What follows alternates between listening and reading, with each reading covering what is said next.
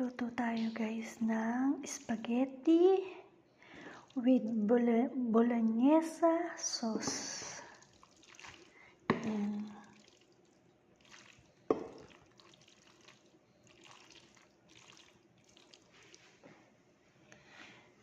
Giniling lang yan guys, at saka tomato frito. Hindi siya tomato sauce. Para na rin tomato sauce pero ibang, ewan, sa Spanish yata yun. Yung tomato frito kung tawagin. Ayan. So, ganyan lang yan. Napakasimple guys ng spaghetti dito. Ayan. Hindi katulad sa atin na maraming ingredients. Ayan. Yan lang guys.